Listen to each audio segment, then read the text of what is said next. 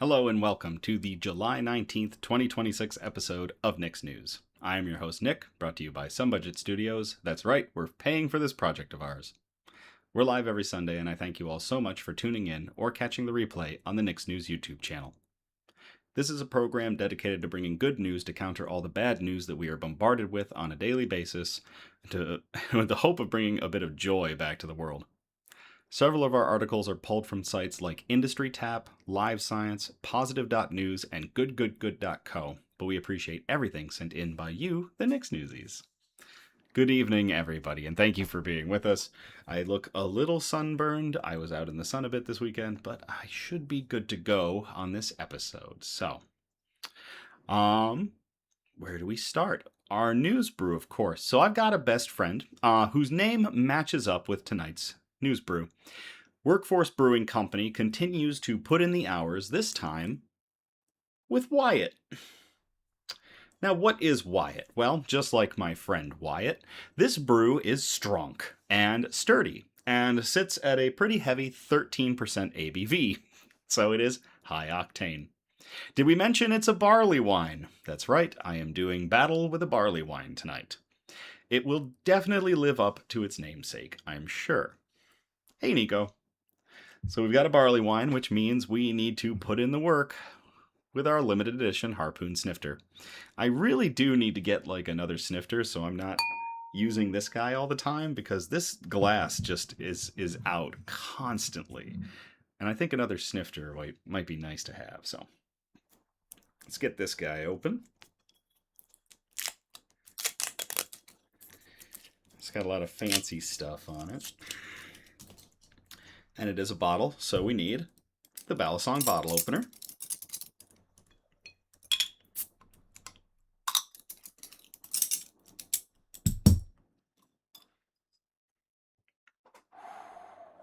It is also a barrel-aged, a rye barrel-aged barley wine, so there's going to be some really good rye notes in this one.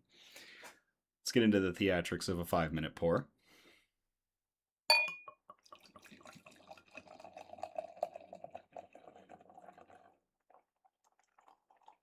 Oh, that is a beautiful barley wine.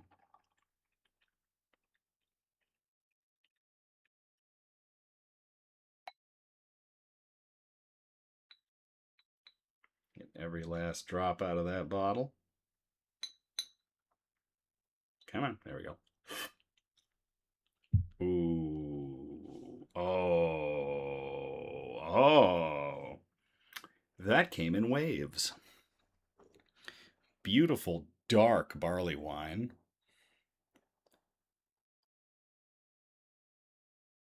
Let that reflect in my ring light a bit. Wow. All right. So, shout outs. SB Mow It Forward's mission is to lend a hand where it's needed most. They help individuals tackle essential tasks that they can't manage on their own due to limited resources or physical challenges. Recently, Spencer cleaned up the yard of a disabled woman and her kids, then brought her an electric wheelchair and installed a ramp. We have included the links to the socials down below in the description of our video, so check out SB Mow It Forward and Spencer with his channel, SB Mowing. Honestly, so much great work from SB Mow It Forward and Spencer.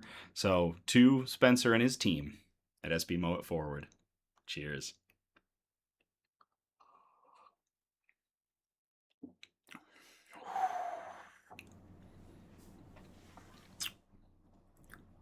That is a big beer. Whoa. Producer Donna says it's pretty, not as dark as the stouts that we drink. But that is bold, and that is complex, and that is every bit the 13% that it claims to be. I will be battling this barley wine tonight. Holy crap. Ooh.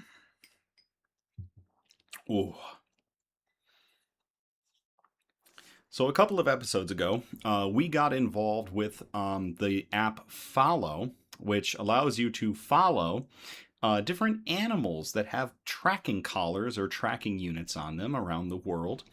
Right now they're partnered up with Shark Week, which is pretty neat, so you can track some sharks. But we were tracking a leatherback sea turtle named Seayoncé. Well, it turns out the tracker seems to have fallen off of Seayoncé, so we're not going to be tracking Seayoncé anymore. Fahlo immediately set us up with a new leatherback sea turtle whose name is Jennifer Slowpez. Now, Jennifer Slowpez is currently chilling off the coast of Louisiana, and we are going to keep you apprised of her movements so long as her tracker decides to stay on. So, best of luck to Seancé as she cruises the oceans without a tracker, and hello, Jennifer Slowpez. Cheers.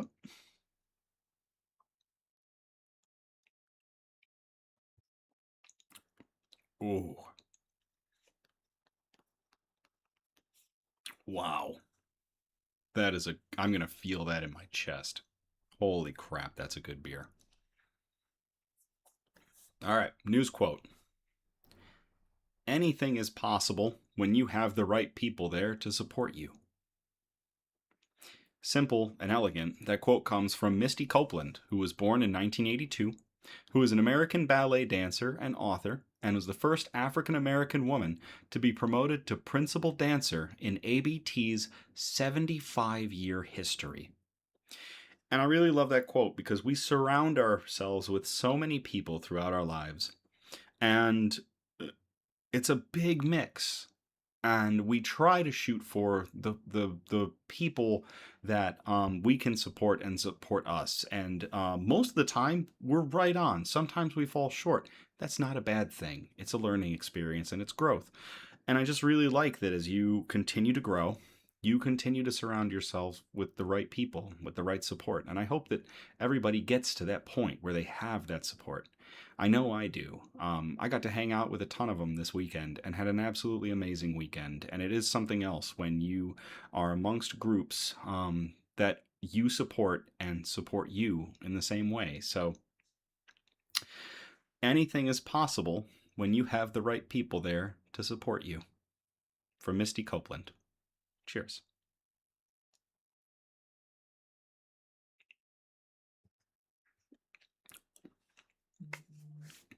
Bug update. The bugs really don't seem to mind when I'm missing. Like I said, I was gone all weekend.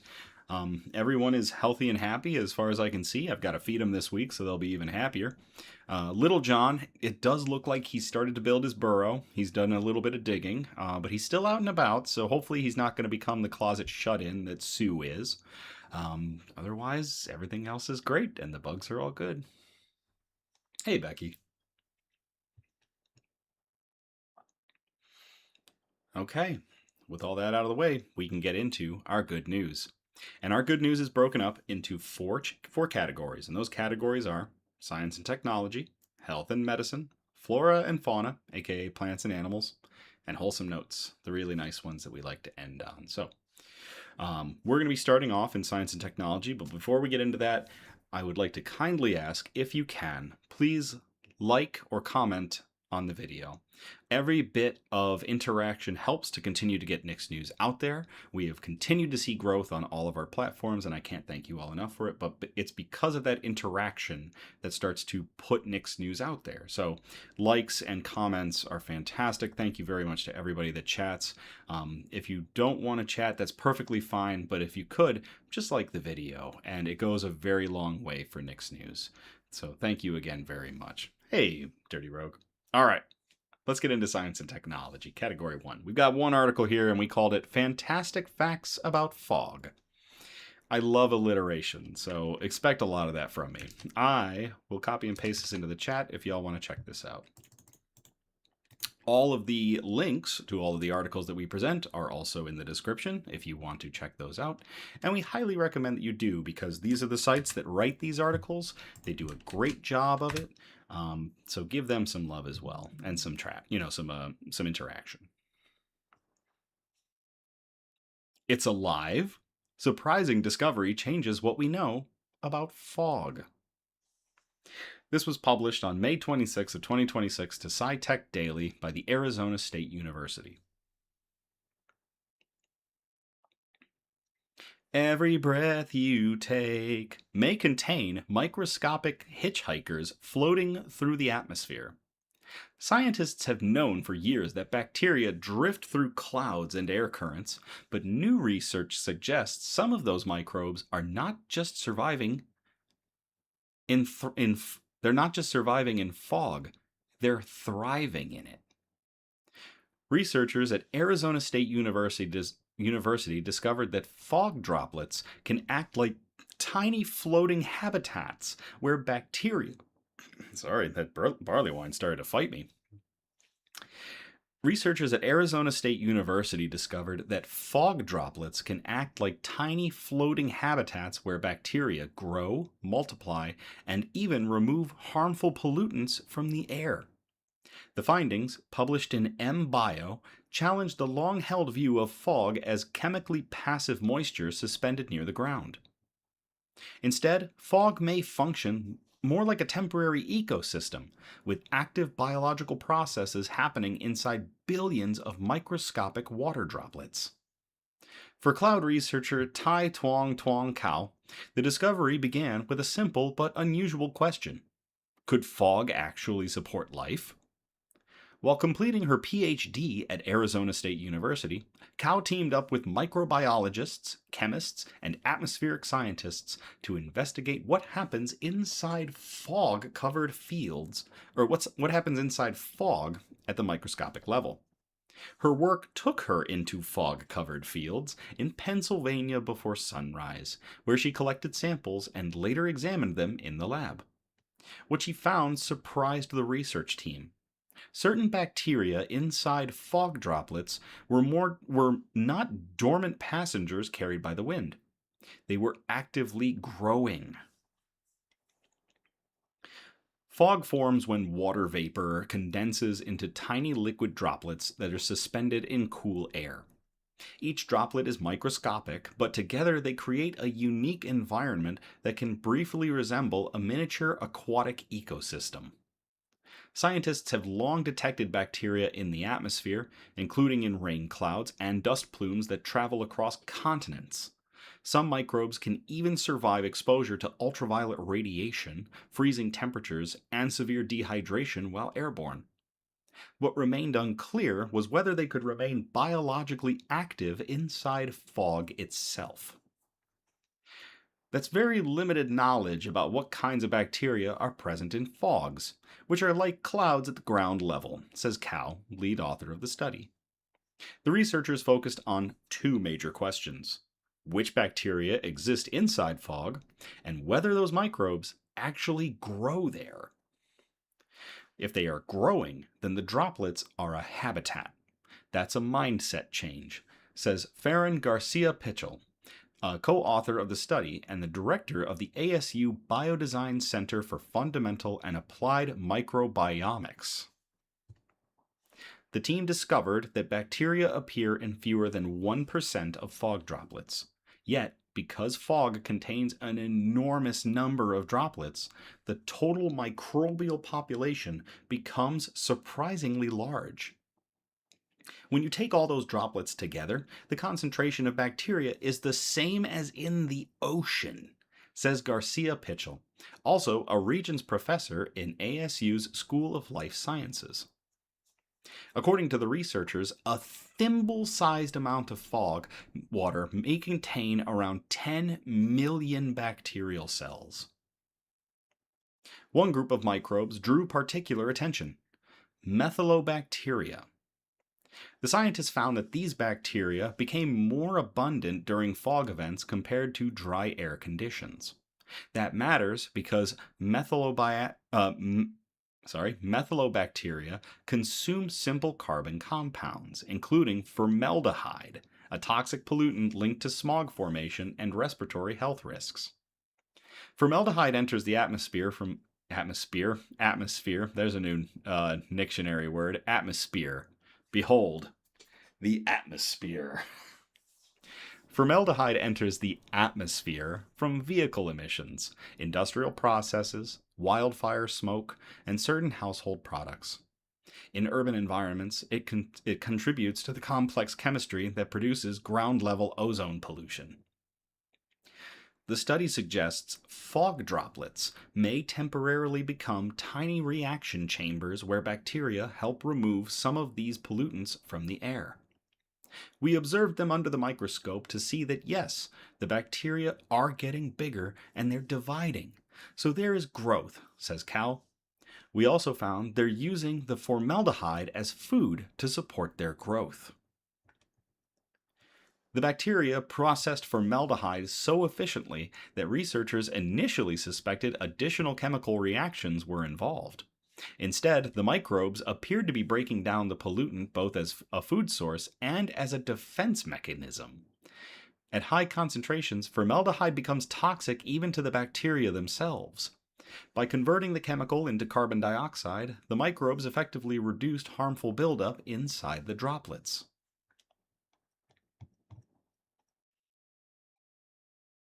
Tracking airborne bacteria is difficult because wind constantly shifts the atmosphere. To study how microbial populations changed over time, the researchers needed fog that formed in stable air conditions. They focused on radiation fog, which develops when the ground cools overnight and chills the air directly above it. Water vapor then condenses into fog close to the surface, especially in humid valleys with calm weather. Unlike fast-moving storm systems, radiation fog can remain relatively stable for hours, making it easier to observe microbial changes before, during, and after formation. The work highlights how little scientists still know about the biological side of our atmosphere. Most atmospheric models focus heavily on chemistry and physics, while living microorganisms are often treated as passive particles. But microbes may be doing far more than scientists realize. The findings could affect several areas of research, including pollution studies, climate science, and even drinking water collection. In some dry regions around the world, specialized mesh systems harvest fog water as a freshwater source. Fog is often viewed as naturally clean, but the study suggests fog droplets can carry active microbial communities and should likely be treated before consumption. The research also raises broader questions about the atmosphere itself. If bacteria remain active inside fog and clouds, they may influence chemical reactions that shape air quality and possibly even weather patterns. It may be important to consider that, besides driving chemical reactions, bacteria also grow inside these droplets. It can change the story rather than just a catalyst. They have other activity there. It can change the way we model everything so far, Cow says. Scientists are only beginning to investigate these atmospheric ecosystems. It's relatively new that people are starting to look at biological activities in clouds, so there's still a lot which we don't understand. Says Pierre Herx, co-author of the study and professor in the School of Molecular Sciences. At nighttime, for example, there isn't much atmospheric chemistry going on. Chemistry is largely driven by the sun and by light. But if the bacteria are still doing their thing, even during the nighttime, they can be important. Many mysteries remain unanswered, so researchers still do not know how microbial communities differ between coastal fog, mountain fog, urban smog, and cloud systems high up in the atmosphere. Scientists also want to understand whether these airborne microbes influence rainfall, pollution cycles, or human health in ways that have gone unnoticed. The sky's the limit. No pun intended, Garcia Pitchell says. You can look up all of this research in Growth and Formaldehyde Degradation of Photoheterotrophic Methylobacterium within Radiation Fogs by Tai Thuong Thuong Cao, Pierre Herx, Derek Straub, Soumyadev Sarkar, and Farron Garcia Pitchell. It was published May 11th of 2026 in the journal MBio, and there is a link in that article to that journal. So, to everybody involved, discovering that fog is its own ecosystem. Cheers.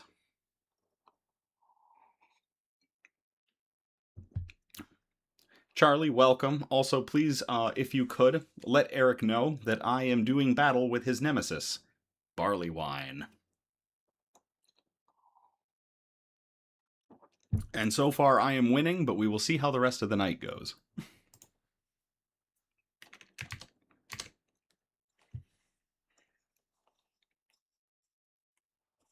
All right, that is going to get us out of category 1. We are going to move on to category 2, health and medicine. And we've got 2 articles in here tonight. This first one, breakthroughs are not age restricted, is really awesome. I will copy and paste this into the chat if y'all want to check this one out at your leisure.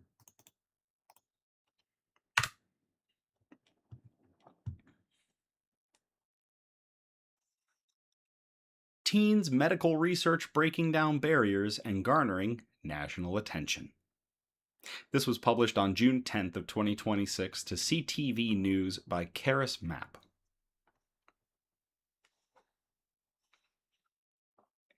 A high school student from Ontario is breaking medical. I think that's meant to be medical. Yeah. A high school student from Ontario is breaking medical barriers. Gunur Kaur is a grade 11 student at Cameron Heights College Institute in Kitchener, Ontario. She recently received a top prize at the Canada-wide science fair for her project titled Eliminating Demographic Bias in Pulse Oximetry and Remote PPG from First Principles. And this is pretty wild. Her research delved into how blood oxygen sensors respond to patients with darker skin tones. She was inspired by her father's hospitalization. She said she watched as staff struggled to regularly check his vital signs due in part to overwhelming workloads. On the same ward he was in, a patient fell into hospital-induced delirium, Kaur explained.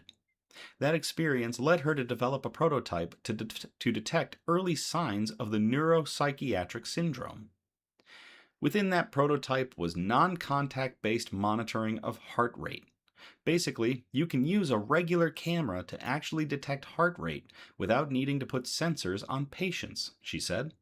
But when she tested her prototype on darker skin tones, it failed. It piqued her curiosity about how other established health techniques and technologies reacted to melanin. She developed a new concept for pulse oximeters, devices that monitor blood oxygen levels. Her work led her to the work of Dr. Martin Tobin, who began studying the phenomenon back in the 1990s.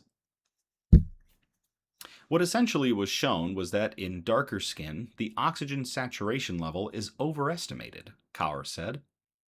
This is a very large problem because you can't get patients the treatment they need because you actually think the patients are doing better than they are. For years, experts thought the bias came from a small sample size, but Kaur realized that wasn't the case. It's the actual foundational math and physics that build up the models we've been using, she said. So, she developed a new algorithm, which is being nationally recognized. Kaur's work with both hands-free heart rate detection and pulse oximetry won her the top prize at the 2026 Canada-wide Science Fair, hosted by Youth Science Canada. Other people had looked at the bias. These are professionals who had looked at it for almost 30 years trying to figure it out and couldn't, said Rennie Barlow, the executive director of Youth Science Canada. She got to the root cause of it and identified a solution using algorithms that ultimately will be able to correct the devices that hospitals and people use around the world. Kaur beat out roughly 400 other students for the top innovation prize, and industry professionals are already taking note of her research. A large pulse oximetry company actually saw my project board and they got in contact with me. So I'm working with them to continue to get more data and test my algorithms out on their larger data sets, she said. Her heart rate detection technology was also noticed by Kinetic Labs, which specializes in creating sports technology.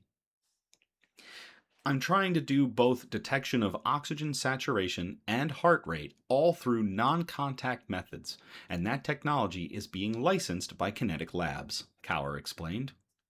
After winning the National Science Fair, she qualified for the European Union Contest for Young Scientists and will be heading to Germany in September to share her work. Damn, that is really awesome. To Gernot Kaur, who has who has taken a 30-year-old problem that medical science has been struggling with, built out an algorithm, and is now working with people across the world to solve this problem, all before completing the 12th grade. Like, she's grade 11. Cheers.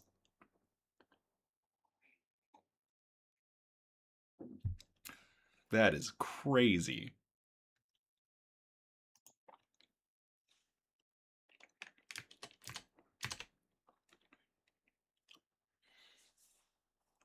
All right, this next one in health and medicine is go touch some grass. Seriously, go touch some grass. I will copy and paste this into the chat.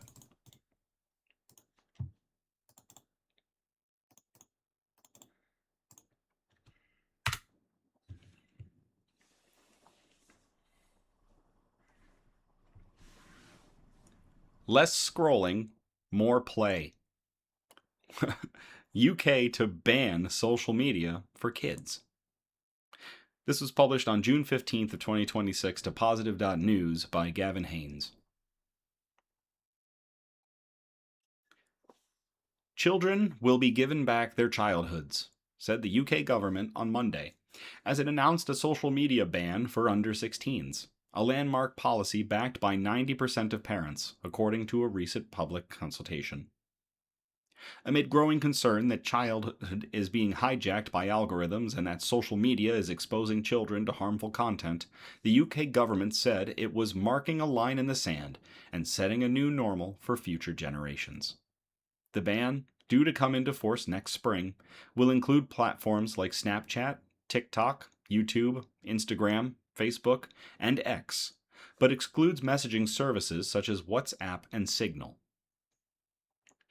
It comes after a report by the Academy of Medical Royal Colleges, which warned that children were being continuously exposed to hateful, addictive, and grossly distressing content online. The Academy said concern over social media and smartphone use now ranked alongside smoking and not wearing seatbelts as a unifying issue for the medical profession. The UK government's announcement was welcomed by the Smartphone Free Childhood movement, which was co-founded by former Positive News editor Daisy Greenwell and her husband Joe Ryrie. For years, parents have been fighting a losing battle against some of the most powerful companies in the world as smartphones and social media have become an even bigger part of childhood. Today feels like a turning point, said Ryrie. This social media ban won't solve every problem overnight, but it is a major step forward because millions of children will now get a few more years to grow up before entering online environments that were never designed with their well-being in mind. This moment belongs to the hundreds of thousands of parents who refused to stay quiet over the past 2 years. Together, they've proved that ordinary people really can shape public policy, and that childhood doesn't have to be defined by the commercial interests of a few technology companies in Silicon Valley. The UK joins Australia, which became the first country to ban under 16s from social media last December. While many parents have been supportive of the ban, some tech-savvy teens have found ways to get around it. And not everyone is convinced by such bans. Chris Sherwood of the UK's National Society for the Prevention of Cruelty to Children said they punish teenagers for tech platforms' failures. And I can see that a bit. And critics argue that age bans can push children into less regulated online spaces, while doing too little to address the addictive design of the platforms themselves. Nevertheless, momentum is building, with Denmark and New Zealand among the countries considering similar legislation. Man, we've got a ton of dictionary entries tonight. Legislation? What did I even say there? Meanwhile, in France, lawmakers have approved a bill that would ban under 15s from social media. The emotions of our children and teenagers are not for sale to be manipulated, either by American platforms or Chinese algorithms, said French President Emmanuel Macron. Legislation? I said legislation. What the hell is legislation? The UK ban comes amid a wider reckoning for social media platforms, which faced what some call a big tobacco moment in March, when a Los Angeles jury found Meta and YouTube liable for designing addictive products that harmed a young user, an article that we actually covered on Nick's News, which was fantastic. UK Technology Secretary Liz Kendall said tech companies have had countless opportunities to keep children safe, yet they have failed to act. That is why we are taking power away from the tech giants and putting it back in parents' hands. To everybody involved in passing legislation, both the families affected and striving for this, and the legislation for passing this, a ban on social media for under 16s to hopefully continue to protect our more vulnerable people, our children, from the terrors of online effectively until they're reach an age where they're ready to fight it. Cheers.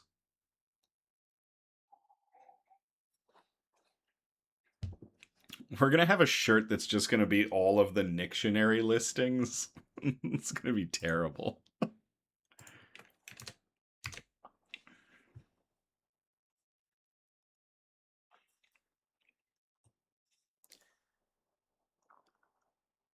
right, that's gonna get us out of health and medicine. We're gonna move on to category 3, flora and fauna, aka plants and animals. We've got 2 articles in this section, and the first one is an All the Buzz article. So I will copy and paste this into the chat if y'all want to check this out.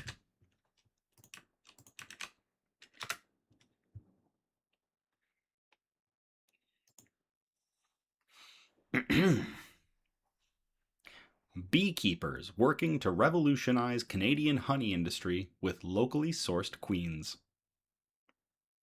This was published on June 22nd of 2026 to CBC News by Amir Saeed.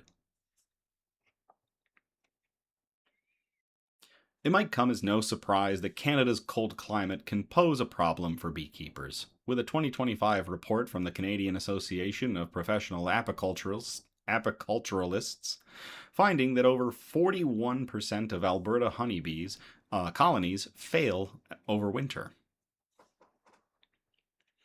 It's an issue Calgary area company Beekeeping Innovations Limited, or LTD, has devised an innovative solution for.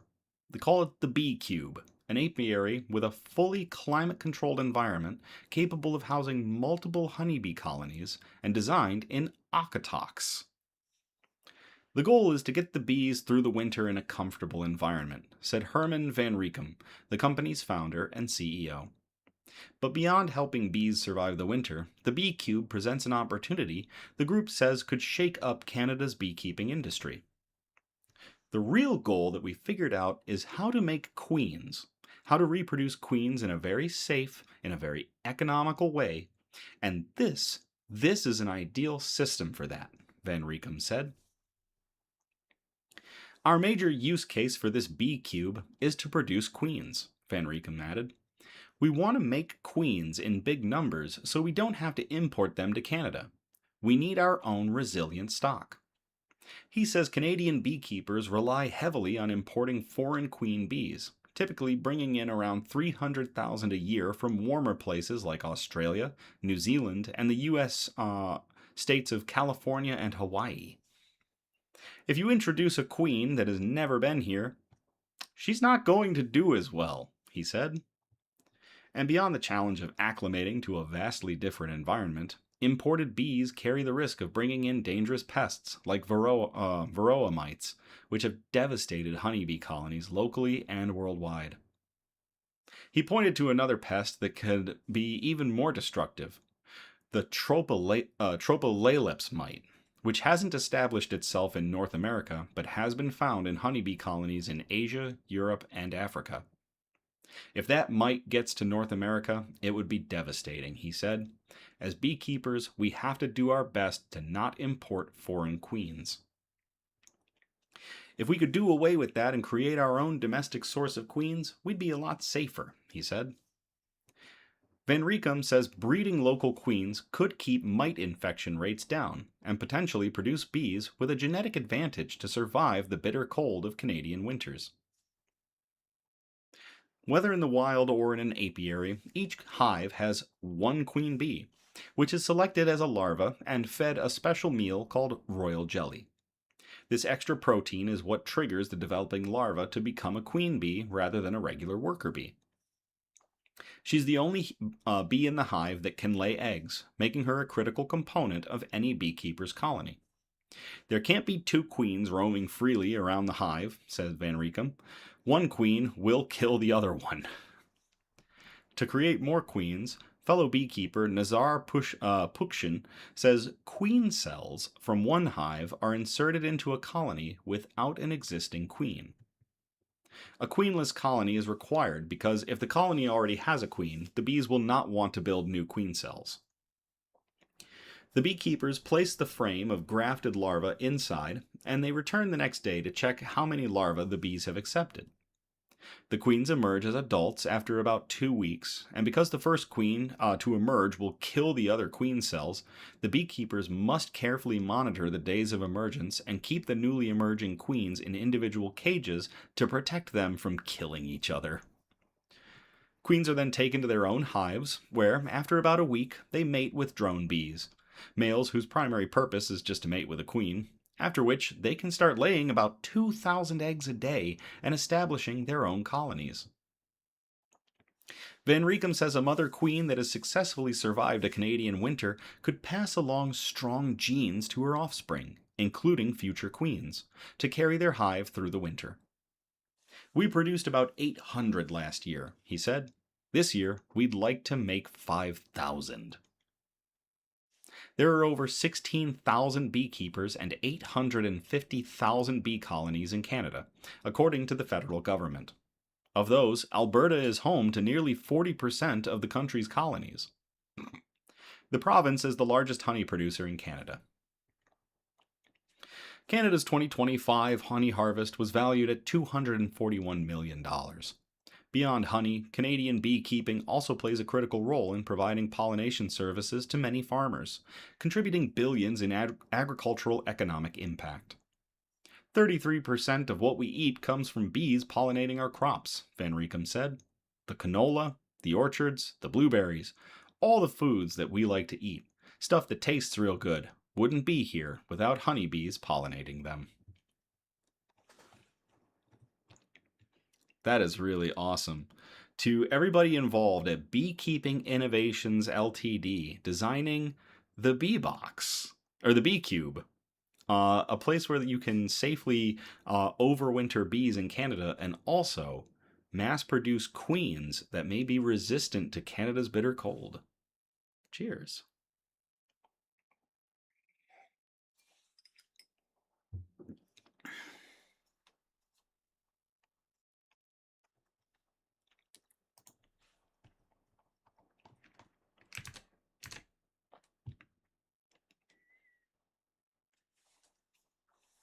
Again, I'm a huge fan of alliteration, so this next one we called Future Proofing for Frosty Fauna. And I will copy and paste this into the chat if y'all want to check this one out.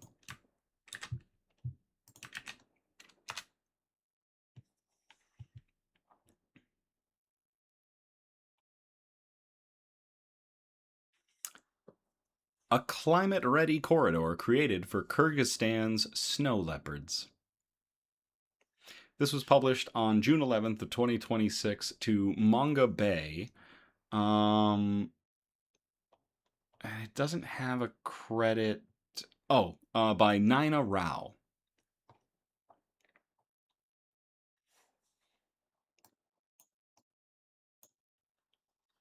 Kyrgyzstan has officially designated a massive stretch of its high-altitude landscape as a protected corridor for snow leopards and other mountain wildlife.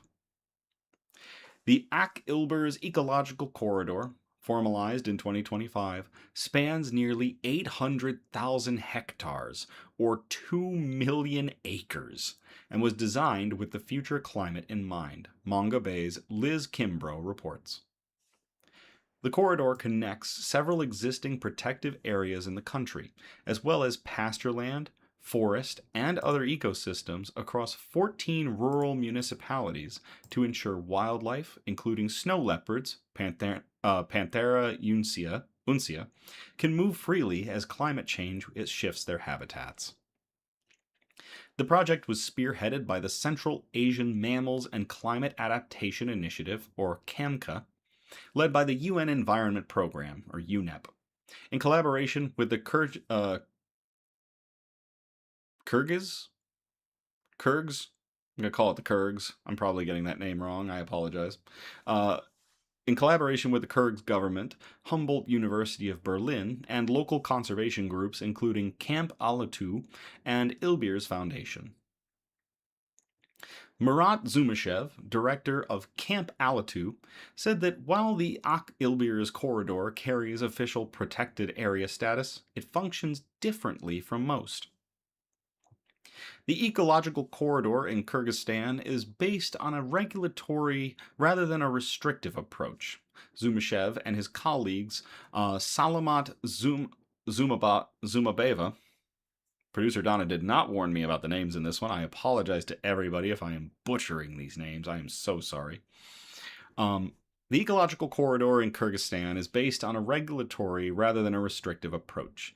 Zumashev and his colleague Salamat Zumabeva told Manga Bay by email. It builds on existing environmental legislation, but unlike strictly protected areas, it does not involve land withdrawal or the introduction of strict prohibitions. To design the corridor, scientists at Humboldt University applied a combination of expert local knowledge, climate predictions, and technical expertise to build the narratives for the future scenarios. Julieta Decker from Humboldt told Manga Bay by email.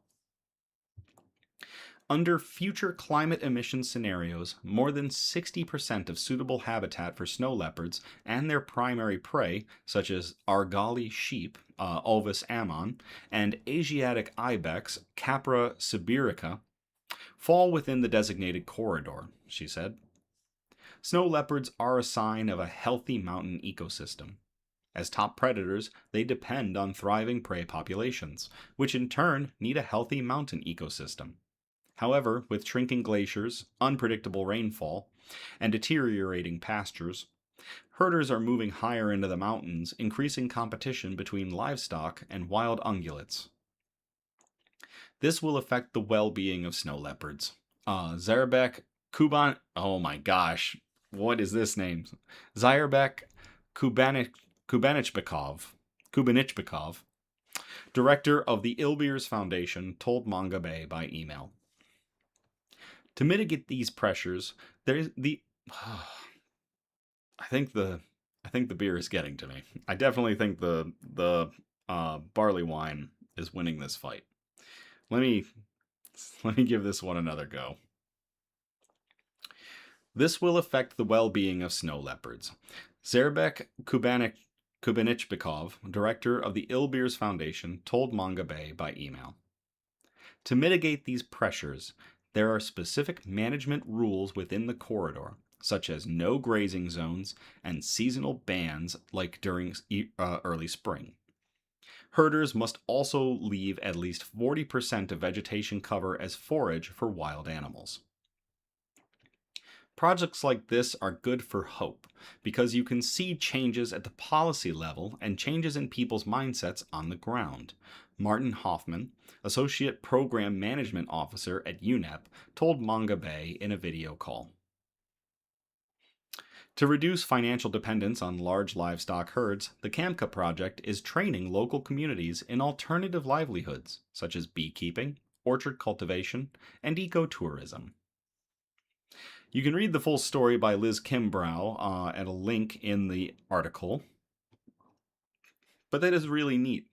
A lot of work being done in Kyrgyzstan to set up a wildlife corridor that spans 2 million acres to help protect snow leopards and their prey. To everybody involved in that project, cheers.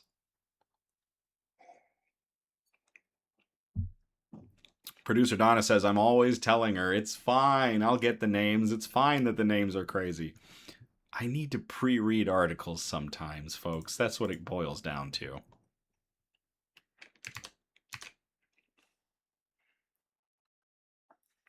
All right, that's going to get us out of flora and fauna. We are going to move on to category 4, the wholesome notes.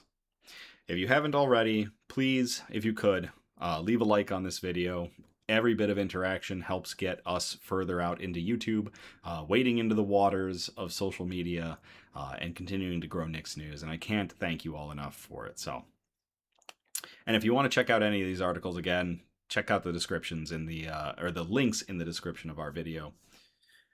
This article has 2 titles attached to it. We've got one wholesome note with 2 article titles. It is a Sometimes It Takes a Village article, but it's also known as Uber Eats Gets Seal of Approval. So I will copy and paste this into the chat if y'all want to check this adorable one out. The picture that pops up right away when you open the article will melt your heart. After oyster farmers saved a seal pup in need, they followed up by sending her rescue a cooler full of clams and crabs. It takes a village. This was published on June 4th of 2026 to goodgoodgood.co by Megan Cook. At the end of May, oyster farmers came across a seal pup that desperately needed help in Denman Island, British Columbia.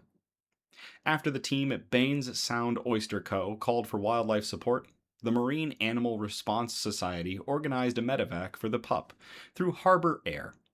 By June 1st, she arrived safely at the Vancouver Aquarium Marine Mammal Rescue Society. The aquarium staff named the seal pup Bane after the oyster farmers who rescued her. According to the Vancouver Aquarium Marine Mammal Rescue Society, Bane is their first female seal pup of 2026. Harbor seals are among the most common marine mammals along coastlines in the United States and Canada. Despite changing ocean temperatures related to climate change, human-related disturbances, and entanglement in fishing gear, harbor seal populations have remained stable, thanks to protections under the Marine Mammal Protection Act. The Vancouver Aquarium Marine Mammal Rescue Society explained that Bane's rescue was only possible because of incredible community support like this. It takes a village, they emphasized. When the aquarium called the Baines Sound Oyster Company to thank them for their rescue, they had a follow-up request. During those conversations, we mentioned another challenge we were facing: finding foods that our newest sea otter patient would actually eat, the aquarium posted to Instagram on June 2nd. Less than 12 hours later, they sent a cooler overflowing with fresh clams and crabs. In the Instagram video, the sea otter in question, named Clamato, can be seen happily chomping down on a whole crab, slapping it on his stomach, and ripping it apart with his paws and teeth. Needless to say, the aquarium wrote, it was a huge hit.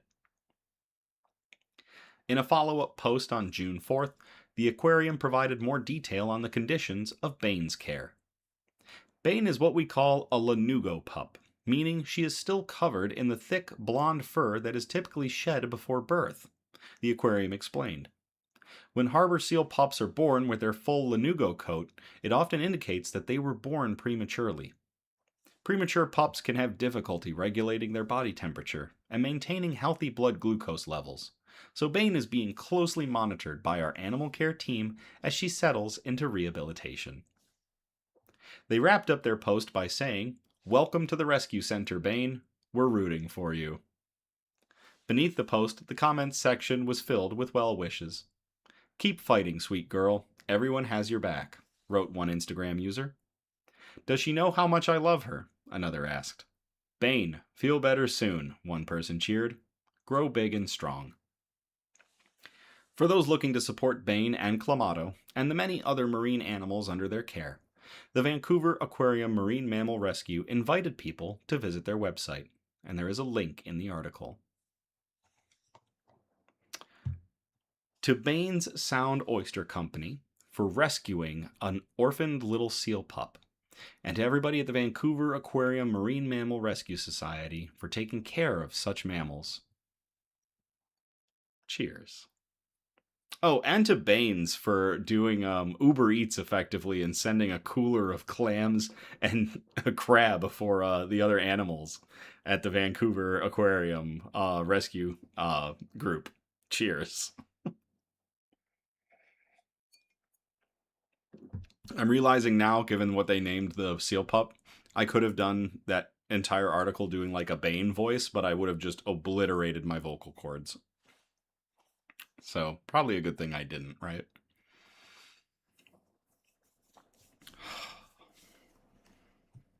That was good.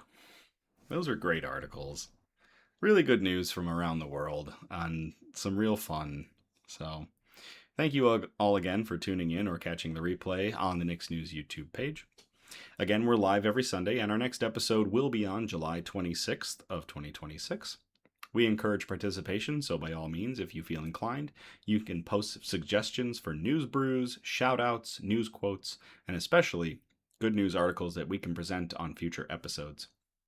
If you send us a bunch, try to spread them out across our 4 major categories, which again were science and technology, health and medicine, flora and fauna, aka plants and animals, and wholesome notes, like the seal rescue that we discussed here at the end. You can message us on Facebook or Instagram, or email us at somebudgetstudios@gmail.com. Links are all in the description of this video. Feel free to like, subscribe, or comment on our content across all our major platforms: Facebook, Instagram, YouTube, and TikTok. That's right, we're on TikTok, and our TikToks are actually doing really well. It's pretty crazy. So yeah, every little bit of interaction continues to get us out into the algorithms. It continues to spread good news and joy. And it's because of all of you that we continue to spread it. It's crazy. Please no SEO improvement advertisements. We're not interested. If you send me them, I'm just going to ban you instantly from ever sending me messages again. So it's because of all of you that Nick's News continues to grow. And again, I can't thank you all enough.